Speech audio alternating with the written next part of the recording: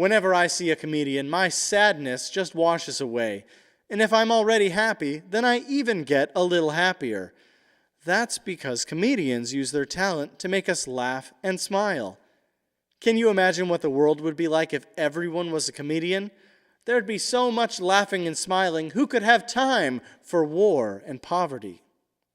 Now there's a world I'd like to live in. When you see this next comedian on the street, be sure to shake his hand for doing his part to make that utopia come to life. Here's Andrew Burcastro.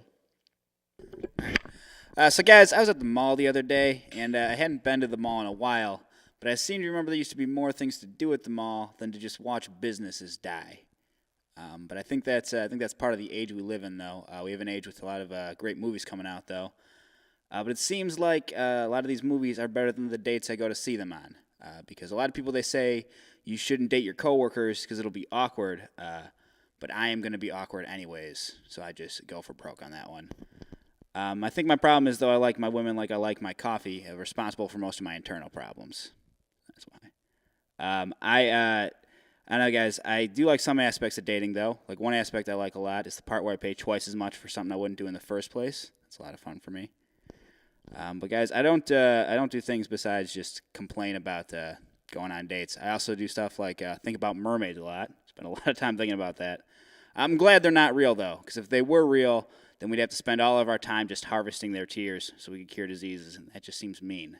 And we'd have to come up with all types of ways to make mermaids cry, which is bad. The only one I've got so far is that we could just tell them about how they'll never have the rights of a real person. But I don't really know how this whole mermaid thing got started. It was probably like two sailors back in the olden days, and one sailor was like, "Man, I sure wish this fish had some boobs." And then the other sailor was like, "What are you, 14?" And he was like, "Yes, I am 14 because I'm a sailor in the olden days." There we go. But guys, I also work, not just imagine things. I used to be a substitute teacher. Like I like being a substitute teacher though, because I liked watching the same 45 minutes of a movie 3 times a day. That was a lot of fun. The problem with being a substitute teacher though is that I would only get paid when someone else wouldn't show up for work. So the other day, this guy had to go take care of his dying mother. And I remember thinking, man, if she dies slowly, I'm going to make so much money off of this. And then when she did, as it turns out, guys, profiting off the deaths of innocent people is not just a rich man's game. Silly not. I was running late for work one day, though. And I had to run across the street really quickly. I had to get across to get there, and I almost got hit by a school bus, which I liked because it was really ironic. But then this dude saw me, and he said, "Hey, you're of no use to these kids dead." And I was like, "Yeah, but you're of no use to anyone because you're a crossing guard." That was why. I used to work with a lot of women as a substitute teacher. A lot of these women would say things like, "Oh man, my period sure hurts," or whatever they were talking about. Whenever they'd say that, me and a woman in her 60s would reach under the table and fist bump each other. So that was cool. But guys, I'm wearing the relaxed fit jeans right now, which is cool. But I don't really see what's relaxing about having pants that don't fit. The reason they don't fit is because I lost a lot of weight recently, which is cool. But my self-esteem stays fat, so I know what to do about that.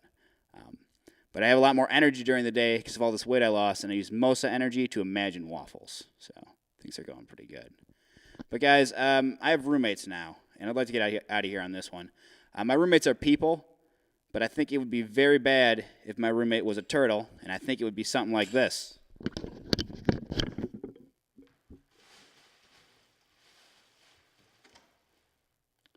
"I'm sick of you always being late on the rent." Well, it's going to happen because I'm a turtle. "I don't need your excuses or anything that you're slow. That's just a stereotype." It's not that, man. No one's going to hire a turtle. Hey, come on, don't say that. You remember the time you beat that hare? How'd you do that? I didn't give up. That's right, you didn't give up. And I bet if you keep on trying, eventually underneath that shell, we'll find a pearl. You're thinking of clams. Why are you still pointing at me? Guys, why is he still pointing at him? All right, this has been fun. Thanks. Wow, that was fantastic. Thanks so much for being on Steve Gadlin Star Makers. Thank you for having me. So tell me, when you first started stand-up comedy, how old were you? The very first time I did it, I was in grade school at the talent show. Wasn't that good. Just stole a lot of street jokes, did those. And then I started doing it as an adult when I was like 22. That's great. And is this something you want to do permanently? Yeah, that's the goal. That's fantastic. How long does it take you to write a joke? It could take a couple seconds to write a joke, but it's normally not finished by then. I got to keep working on it, keep saying it over and over again until I get the wording perfectly and it feels natural. So I guess I never really finish a joke, so forever. That's a good answer. And what was the inspiration for the turtle roommate thing? I don't really know. I was just trying to use a different part of my brain than most stand-ups use. That was the goal, and I think I did a good job. Not a whole lot of people have poster boards that talk during their set. I thought that was great, and I like the visual of fingers flying through their mouths when they speak. That's a very good joke. So thanks so much for being on the show. Thanks a lot for having me. We'll be right back.